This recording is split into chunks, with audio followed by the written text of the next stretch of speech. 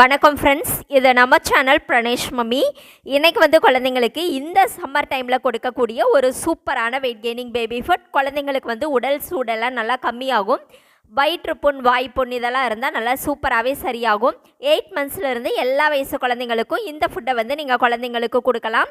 ரொம்பவே சூப்பரான இந்த வெயிட் கெய்னிங் பேபி ஃபுட் செய்கிறதுக்கு இன்றைக்கி பார்த்தீங்க அப்படின்னா, நான் ஒரு சின்ன சைஸ் குக்கும்பர் எடுத்திருக்கேன். வெள்ளரிக்காய் நல்லா முத்தாத பிஞ்சு வெள்ளரிக்காயாக எடுத்துக்கோங்க. அதை இந்த மாதிரி நல்லா துருவி எடுத்துக்கோங்க. சைடு ரெண்டையும் கட் பண்ணிவிட்டு இந்த மாதிரி நல்லா துருவிட்டு அந்த சாரை மட்டும் நல்லா பிழிஞ்சிட்டு எடுத்துக்கோங்க. இப்போது ஸ்டவ்வில் ஒரு குக்கர் வச்சுக்கலாம். இதில் கொஞ்சமாக நெய் போட்டுக்கோங்க. நெய் நல்லா மெல்ட் ஆகி வந்த உடனே இதில் கொஞ்சமாக சீரகம் சேர்த்து நல்லா பொரிய விட்டுக்கோங்க.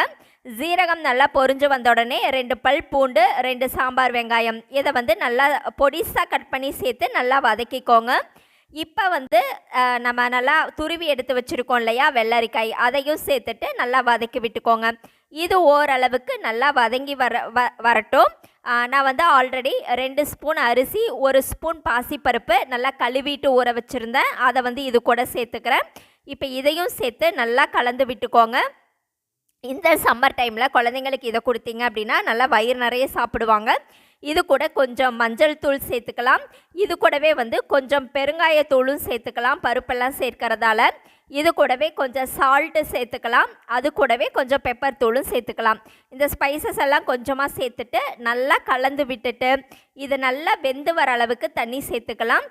தண்ணி கொஞ்சம் அதிகமாகவே வச்சுக்கோங்க, அப்போ தான் நல்லா குலைவாக மசிஞ்சு வரும்.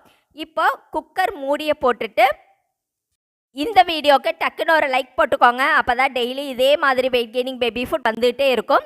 இப்போ ஒரு மேஷரை வச்சு நல்லா மசிச்சுக்கோங்க. மசிச்சுட்டு இதை ஒரு சர்விங் பவுலுக்கு மாற்றிட்டு மார்னிங் பிரேக்ஃபாஸ்ட்டாவோ இல்லை லன்ச் டைம்லையோ குழந்தைங்களுக்கு நீங்கள் தாராளமாக ஊட்டி விடலாம். வயிறு நிறைய சாப்பிடுவாங்க. இந்த சம்மர் ரெசிபி உங்களுக்கு பிடிச்சிருந்தது அப்படின்னா மறக்காமல் நம்ம சேனலை சப்ஸ்கிரைப் பண்ணுங்கள், லைக் பண்ணுங்கள். அதே மாதிரி உங்களுடைய கருத்துக்களையும் கமெண்ட்டில் சொல்லுங்கள். Thank you friends.